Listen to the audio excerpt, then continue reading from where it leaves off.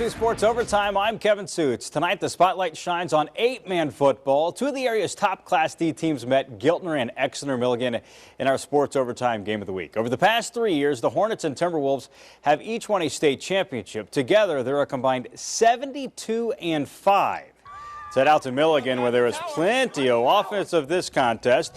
Pick it up first drive of the game. Giltner's Ben Henricks finds Nick Chrysler for the 11-yard touchdown, and that was just the first of so many TDs in this contest. Next drive for Exeter Milligan.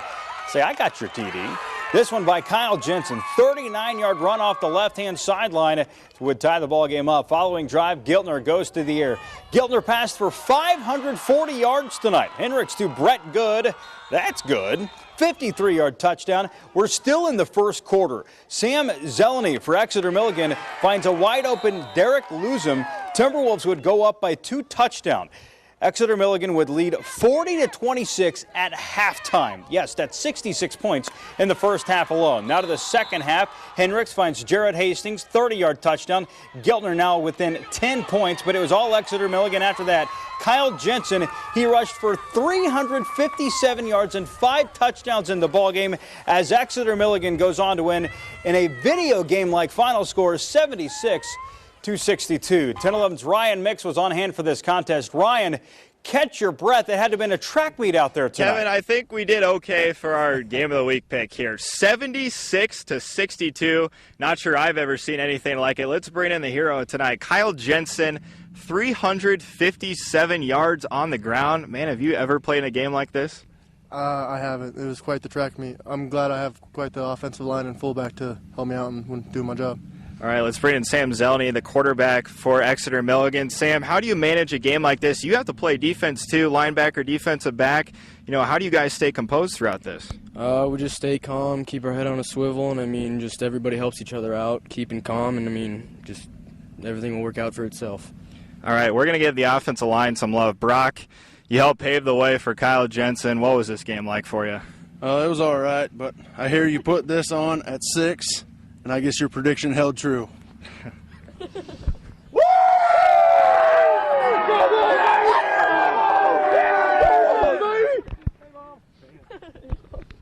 Ryan, that is very Lee Corso of you. So good job to the guys in Exeter Milligan. I said Ryan should have worn that all night, but hey, good stuff. Congratulations, Exeter Milligan, the defending champions of Class D1. Exeter Milligan still undefeated on the season. Well, games across the state have coaches, parents, fans, cheerleaders all watching. However, at one game tonight, there was a very special guest in the crowd. Bobby Bowden was at tonight's contest between Gibbon and Wood River. Fans were lining up for autographs and pictures. He stood on the sidelines for a part of the game and was recognized at halftime. Bowden was in Gibbon as part of the Max Preps Rivalry Series, which is touring various high schools across the country. Anytime I get an invitation to Nebraska, I never turn it down. I do that because I was treated so well in Nebraska when we played up here. We played up here 4 times, and we were treated so well. I appreciate the people, appreciate the state. Bowden, the winningest coach in the FBS, also had 2 championships. He was there at center midfield for the coin flip between Gibbon and Wood River. As we get to those highlights, there was a great scene as both communities were packed in tight for this contest, and they saw a good one too. Wood River's Daniel Beauchart finds Nathan Baugh for the touchdown. That would make it a 6-point contest. Gibbon, though, would not be denied on this big of a night on their home field. Alex Smallcombe with the touchdown catch. Gibbon wins 58-13. Let's go to Grand Island. The undefeated Islanders taking on Omaha Westside in Class A action. Some say GI, the best team outside of the Omaha area. The game was tied 7-7 after 1. Big touchdown here. Look at the catch by Omaha Westside. Mitchell Hagan found Forrest McQueen for the TD. That would put Westside in front 14-7. Still in the second. Westside up by 2 touchdowns. That's when Grand Island answers. Pierce Allman to Kevin Cahoy, 55-yard gain. That would set up a field goal. But the Islanders could never get over the hump. The final score, it favors Omaha Westside. GI handled its first loss of the season, final 27-24. Lincoln Southwest at Seacrest Field tonight. Only one game at Seacrest this evening, and it was the Silverhawks taking on a rated team in Papillion La Vista South. First quarter, no score. Gabe Smallwood finds Josiah Mackinac over the middle. That was on 4th down. It's a 30-yard TD that would put Papio South in front 7-0. Trick play by Southwest. Looked like they were going to punt. Bo Els gets it on the fake, and he races 50 yards into Papio South territory, so the Silverhawks are on the move. Later, LSW on the doorstep. Give it to Noah Lazaro. He punches it in from 2 yards out. This one goes in favor of Papillion La Vista South. Final 33-24. Homecoming at Lincoln High. Beechner Field, the side for the Lynx taking on Papillion La Vista. Scoreless game in the second quarter. Terry Jones takes the direct snap. Jones weaves his way through the defense. Nice run. 15-yard pickup. It would lead to a field goal by Jose Perez Blanco, a 33-yarder. He splits the uprights, got it just over the crossbar. That would put the Lynx up by 3, but Lincoln High falls in this contest. The final score, 32-9. Lincoln Southeast on the road playing at Kearney. Kearney up by 2 touchdowns early, and they were just trucking along against the Knights. Noah Urbanic, another Friday night of saying Urbanic's name. He is so special. 38-yard touchdown run. Bearcats in front of Lincoln Southeast 21-0. Peyton Pocock to Jared Smalley. No small matter there. Kearney goes in front by 4 touchdowns. With the half winding down, Southeast showing some fight. Jack Strong finds Sterling Smith. He gets a nice pickup on the reception. Kearney wins at 42-6. Lincoln East going even further west in Kearney. The Spartans playing at North Platte. Scoreless game first quarter, and it's the brotherly connection we've heard of so much this season. Brandon Metcalf finds his twin brother Bryson Metcalf. 7-0 Lincoln East in front. Very next Spartans possession. Gunnar Dean following the big fellas up front. Touchdown run. Lincoln East victorious 35-6. Well, Tim Aylward has been coaching high school football for 33 years. Tonight, he could reach a major milestone, 200 career wins. Lincoln Pius X trying to get Aylward that big victory, traveling to Omaha Gross Catholic. In the second half, Pius trailing. Riley Gertch bounces out of the pile, and he is off to the races. 40-yard scamper. Lincoln Pius X goes in front by 1, 10-9. In the fourth quarter now, Ethan Anderson calls his own number. Nice cut there, stays on his feet. Lincoln Pius X wins it 20-9. Congrats to Coach Aylward. Oh, he's a legend and a much-deserved honor tonight. Enjoy it, Coach. Number 200. McCook taking on Aurora, a pair of perennial powers in Class B. Both these teams inside the top 10. Spencer Powell for McCook. 7-yard touchdown run puts McCook up 7-0. Later in the half, Aurora trying to rally Jake Kittle with some time to throw. Goes deep, 50-yard bomb. Oh, it's intercepted, though, at the 1-yard line. Duncan Fassler brings it in for McCook. Aurora ends up getting a 1-point victory on their home field, a thriller, 20-19. Crete taking on York, a pair of teams that have brewed up quite the rivalry in recent seasons. Let's go to the second half. York up 17-0. Crete with some defense. A.J. Allen stepping in front with the interception. Goes the other way. Pick 6. Dukes have their lead down to 10. Following drive for York, Damon Califf finds the area's receptions leader, J.J. Schultz. Big grab by Schultz, 25 yards. Later in the drive, York trying to put the nail in the coffin, and Jackson Coffin would do just that. York wins it 30-28. Waverly taking on Norris. The Vikes still seeking their first win of the season. Waverly deep in its own territory. Grayson Skrabowski can't quite make the catch, although the throw is right there. Chase Bryant can make the catch. He takes it the other way. Sometimes we should proofread these scripts. Grant Morrison with the carry from 1 yard out. We're not going to mess that one up. Titans go in front 7-0. Final score, Norris wins it 23-20. Well, the Nebraska football team plays at home tomorrow against Illinois, but we don't want to get ahead of ourselves. There's so much more high school football highlights coming up next on Sports Overtime. You're watching Sports Overtime on 10-11. Well, not to look too far ahead, but Malcolm could be staring at a perfect regular season. The Clippers are 4-0. No remaining opponents have a winning record. Malcolm at home tonight taking on Tri-County. Pick it up second quarter. Austin Bridges, 36-yard bomb. Tucker McHugh underneath it. Touchdown.